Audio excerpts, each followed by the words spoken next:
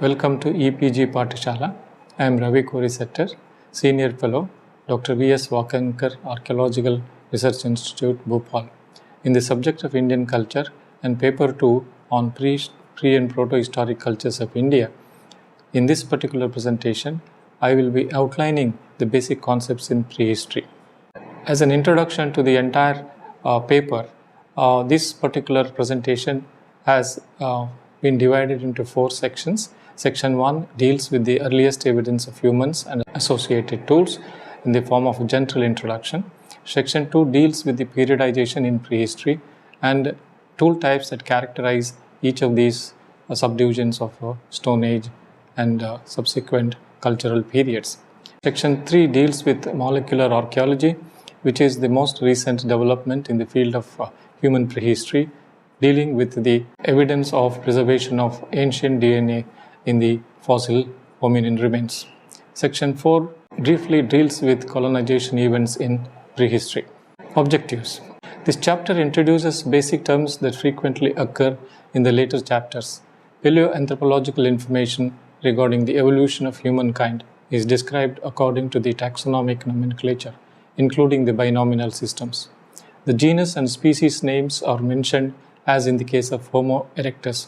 Homo refers to genus, erectus refers to species, meaning the human who stood upright or a bipedal human. The term Homo refers to the genus and erectus, the species it represents. Homo habilis and Homo erectus and later human ancestors were tool makers and were the authors of culture. The origin and development of culture, that is human behavior, is traced through the stone tools that were made, used and discarded by human ancestors. Therefore, the chapter introduces the basic terminologies as well as periods during which time technologies evolved from the simple to the more and more complex, that is during the Stone Age. The African paleoanthropological record provides the oldest and the most continuous fossil record of both apes and human ancestors. In section 1 of this chapter, a brief account of various fossils beginning from pre-Australopithecines to anatomically moderns, including recent paleoanthropological discoveries and issues relating to their long survival, are discussed.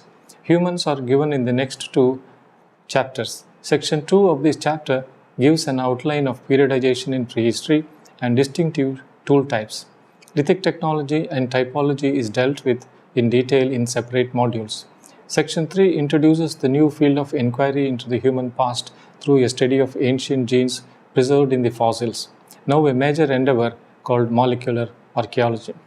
This field of study has enriched our understanding of the dispersal of ancient human populations out of Africa. Of course, there are ongoing debates. Current research on human origins addresses 2 important questions. A. When, and B. Where exactly the origins took place, possessing distinctive behavioral traits in comparison with the great apes. Another important concern of anthropologists is what factors were responsible for the peopling of the world. A. Is this because of origins took place in one geographical region and spread worldwide through dispersal? Or B. The origins took place in multiple regions. The story of human origins and development is built upon 2 sets of evidence. A. Fossil record and B. Archaeological evidence of human behavior. The illustrations here give you a brief idea of the migration out of Africa and the various types of human ancestors that have been located in Eastern Africa, and the age of human ancestors known to us so far from the paleoanthropological record are also shown here. The archaeological record of human behavior begins with the oldest evidence of stone tools. These have been found in East Africa, particularly in the Olduvai Gorge. And these are simple stone artifacts made from pebbles and cobbles of stone by removing flakes from the edge of the pebbles to achieve a sharp cutting edge. Such tools are called choppers and chopping tools. Such tools were found for the first time in the region of Olduvai Gorge in East Africa, particularly the Kenyan region. These simple stone artifacts were associated with the earliest human ancestor known as Homo habilis. The available geochronological methods have enabled dating the human ancestor fossils and placing the oldest of them in Africa. Some of the oldest fossils to date are represented by Sahelanthropus chadensis or Tumai, was found in Central Africa's Chad region. The region is shown on the map here. This has been dated to about 6 to 7 million years ago. This has a flat cranial base indicating that it was perhaps a biped. Another equally old, 6 million year old fossil human ancestor is known as Ororin tugenensis from Eastern Africa. Therefore, East Africa has remained the focus of study of human prehistory, and many fossil discoveries that have enriched our understanding of human biocultural evolution come from this region. In the following, some of the famous fossils are described. Ardipithecus ramidus. This is a bipedal hominin. More than 100 specimens have been recovered from several different parts in Afar province of Ethiopia in Eastern Africa. This is dated to about 4.4 million years ago. This was a tall, capable of climbing tree and is said to have been possessing a vegetarian diet and lived in woodland ecosystems. There is no evidence of tool making as yet. Ardipithecus ramidus is tentatively believed to be ancestral to Australopithecus, but it is a million years older than Lucy, that is Australopithecus afarensis, which is dated to about 3.7 million years ago, and older than Australopithecus anamensis, which is dated to about 3.9 million years ago. Both the latter were not tool makers. Australopithecus is one of several pre-Homo species of hominins. It is not known if this was a direct ancestor of Homo erectus. Fossils of Australopithecus have been found in Africa, dating to the period between 4.2 and 1.4 million years ago. They are known to have used tools, if not made tools. They walked upright on two legs and had a long forearm and lumbar column relative to African or Asian apes, stood between 1.2 to 1.5 meters, and had a body mass of 30 to 35 kg and a brain size between 350 and 600 cc's, with an average brain size of 440 cc's. Paleoanthropologists recognize 7 species of the genus Australopithecus. The following are some of the fossils found in different parts of Africa. They come from well-dated contexts. Genus Homo. Major discoveries of fossils of the genus Homo are reported from Eastern Africa, and the oldest is dated to around 2.5 million years ago. Its emergence opened up a new chapter in human evolution, as this has survived on the surface of the earth longer than any other antecedent or contemporary species by virtue of capability to produce tools accompanied by expansion of brain, superior cognition, and technological innovations. In the general scheme of human evolution, the genus Homo is divided into 3 successive species: Homo habilis, Homo erectus, and Homo sapiens, with a couple of variants such as Homo heidelbergensis and Homo neanderthalensis. Homo habilis. This human ancestor was the first tool maker and was therefore called handyman. But more recent evidence is indicating tool making to predate Homo habilis. The pre-Homo stone tools are dated to around 3 million years ago. There is clear evidence about them being put to use by the maker. Homo habilis lived in East and Southern Africa between 2.4 and 1.4 million years ago. The fossil remains were first discovered in Olduvai Gorge in Tanzania, and the associated tools were called Oldowan tools. Homo habilis has a slightly larger brain case, smaller teeth, and moderate protrusion of lower jaw. Comparison with Australopithecus. Stands up to 4.5 feet with an average brain size of 400 cc's. The succeeding Homo erectus lived in Africa between 1.8 million years and 250,000 years ago. Was the first hominin to move out of Africa. Homo erectus was both heavier and taller than Australopithecus and a more efficient walker with an average brain size of about 820 cc's. They were the first humans with a projecting nose, and their skulls were long and low with large brow ridges. The following are some of the well-known sites in Old World. The details about these examples from across the Old World can be seen in the E-text. And here are some examples of Homo erectus fossils, particularly the cranial remains coming from different parts of Africa. Homo neanderthalensis were a type of early hominin that lived on the planet Earth between about 200 20,000 to 30,000 years ago. Our immediate ancestor, anatomically modern humans, has been in evidence for roughly 130,000 years ago. In some places, Neanderthals coexisted with modern humans for about 10,000 years, and it is possible that the two species may have interbred. Recent mitochondrial DNA studies at the site of Feldover Cave suggest that Neanderthals and humans had a common ancestor about 550,000 years ago, but are not otherwise related. Nuclear DNA on a bone from Windija Cave supports this supposition, although the time depth is still in question. However, the Neanderthal Genome Project appears to have settled the issue, uncovering evidence that some modern humans hold a tiny percentage of Neanderthal genes. Homo sapiens. Early modern humans possessed an average male height of 170 centimeters and 168 centimeters, an average female height of about 157 centimeters and 158 centimeters. Where were these early modern human sites are located? In Africa, early modern humans appeared at least as long ago as 200,000 years ago. The oldest evidence comes from two sites such as Bauri in Ethiopia and Omo Kibish in Ethiopia. The earliest sites outside of Africa are at Skul and Kafje caves in Israel, dating back to 100,000 years ago. There is a large gap in the record for Asia and Europe between 100,000 and 40,000 years ago, a period in which the Southwest Asia seems to have been occupied by Neanderthals. But around 50,000 years ago, the anatomically modern humans appear again and expanded into Europe. Their presence in Israel suggests that they occupied a much wider geographical area. Their presence within and outside of Africa is the basis of conflicting dispersal models currently debated by archaeologists and geneticists. In recent past, a distinctive hominin site in Siberia was discovered, where the human remains from Denisova have received considerable attention from both geneticists as well as archaeologists.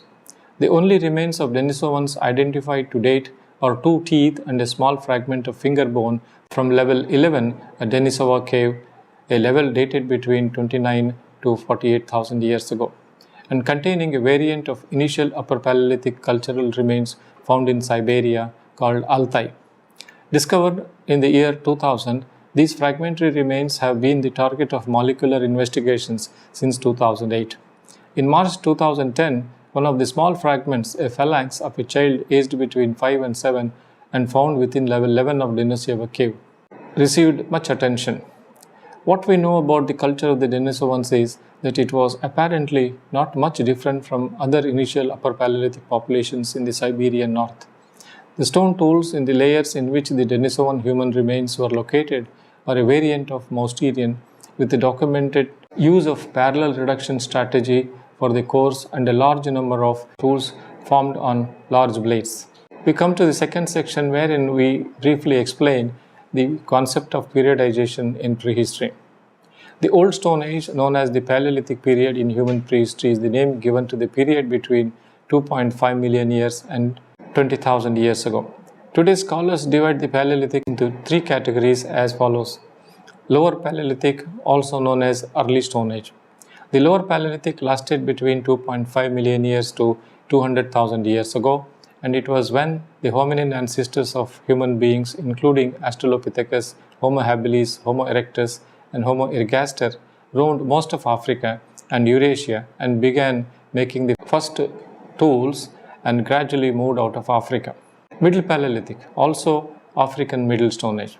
The Middle Paleolithic witnessed the evolution of Neanderthals and the first anatomically modern Homo sapiens and some of the first glimmers of modern behavior, sophisticated stone tools, caring for the elderly, hunting and gathering, and some amount of symbolic or ritual behavior is associated with this time period. Upper Paleolithic, also African Late Stone Age. By the Upper Paleolithic times, that is around 45,000 years ago to 10,000 years ago, the Neanderthals were replaced by modern humans. Homo sapiens spread all over the planet. The Late Stone Age is characterized by fully modern behaviors such as cave art, hunting, and making a wide range of tools in stone, bone, ivory, and antler. The Upper Paleolithic was a period of great transition in the world. Prehistoric tools and periods. The Lower Paleolithic. The Lower Paleolithic period, also known as the Early Stone Age, is currently believed to have lasted between about 2.7 to 200,000 years ago. It is the first archaeology, that is to say, that period when first evidence of what scientists consider human behaviors occurred. The Lower Paleolithic begins when the first known stone tool manufactured occurred about 2.7 million years ago, called the Oldowan tradition. Stone tools of the Lower Paleolithic also include Acheulean hand axes and cleavers. These suggest that most humans of the period were scavengers rather than hunters. Lower Paleolithic sites are characterized by the presence of extinct animal types dated to early and middle Pleistocene. The Middle Paleolithic, also known as Middle Stone Age. The Middle Paleolithic period, lasting between 200,000 years to 40,000 years ago, is the period during which archaic humans, including Homo sapiens and Neanderthalensis, appeared and flourished all over the world. Hand axes continued in use, but a new kind of stone toolkit was created called the Mousterian. It included purposefully prepared cores and specialized flake tools. The living method in the Middle Paleolithic, or both Homo sapiens and our Neanderthal cousins, included scavenging, but there is also clear evidence of hunting and gathering activities. Here are some of the tools invented by both anatomically modern humans and Neanderthals, as well as the invention of Levallois technology. Tools of the Upper Paleolithic. Stone tools of the Upper Paleolithic were primarily based on blade technology. Blades are stone pieces that are twice as long as they are wide and generally have a parallel sides. They were used to create an astonishing range of formal tools created to specific widespread patterns with specific purposes. In addition, bone, antler, shell, and wood were used to a great degree for both artistic and working tool types, including the first eyed needles, presumably for making clothing about 21,000 years ago. Here are some of the tools of both bone and stone, as well as microblades, backed blades, and so on. Molecular archaeology and dispersal. Questions such as who were our ancestors, where did they originate from, which migratory route they followed during the course of peopling of the world, and how did they live in varying climatic conditions, now seen to have arrived at resolute answers as a result of development of molecular archaeology. The discipline deals with fossil genes preserved in fossil hominin specimens. Ancient mitochondrial DNA and Y chromosome, non-recombining, can be extracted with precision, and they have become important tools in the study of prehistoric human evolution and reconstruction of migration patterns. In addition to these datasets have become tools for testing theories of modern human evolution and expansion out of Africa, including the paths of dispersal and timing of dispersal. While molecular archaeology deals with mitochondrial DNA sequence and Y chromosome in ancient and modern populations, dispersal refers to geographic and temporal origins of humans. In spatial and temporal distribution of human populations across the planet Earth. While earlier models of dispersal were based on fossils and archaeological parameters, in terms of measurable morphological similarities and differences between fossils and stone tool assemblages, the coming of genetics had added higher precision, higher resolution to the ongoing debate. Colonization during the Lower Paleolithic. Homo erectus populations expanded out of Africa into other parts of the Old World during Lower and Middle Pleistocene times. Modern humans colonized Australia and the Americas by the end of the Upper Paleolithic and moved into hitherto unexploited regions such as deserts and tundras. There is ongoing debate about the origins and spread of modern humans. One school advocated recent African origins of modern humans, and the other school argues for in situ development of modern humans from archaic populations. In this presentation, we have tried to provide basic information about various terminologies and the types of human ancestral fossils, as well as types of stone tools that were made from earliest times to recent past. The stone tool terminology includes the use of terms such as Oldowan, Acheulean, Mousterian, Levallois, backed blades, microblades, and so on and so forth. This series of stone tools belong to distinctive time periods, from the earliest to most recent past. By the end of the Upper Paleolithic, the use of distinctive varieties of raw materials occurring in distinctive geographical areas also came to be exploited by expanding hominin populations. The paleoanthropological record very clearly reveals the fact that the oldest evidence of human ancestor who invented stone tools is very well preserved in African continent, particularly in the regions of East Africa, and the evidence from Tanzania and Kenya is the oldest so far when it comes to identifying the earliest stone tool maker. The earliest stone tool maker has been identified as Homo habilis, and then the Homo habilis was succeeded by Homo erectus, the human ancestor who invented hand axes and cleavers, followed by the evolution of modern humans and contemporary Homo neanderthalensis. Interestingly, it is observed that while Homo sapiens spread across the entire world over a period of time, Neanderthals were largely restricted to Europe and did not evolve further and reach an evolutionary dead end. In recent years, the relationship between multiple varieties of human ancestral species is being studied through an entirely new technique known as mitochondrial DNA and Y chromosome analysis of ancient human remains coming from different parts of the world. And this area of research is contributing very precise information about the origin and spread of human populations from a single center, and that being Africa. For more details, I would like to recommend you to consult eText. Thank you.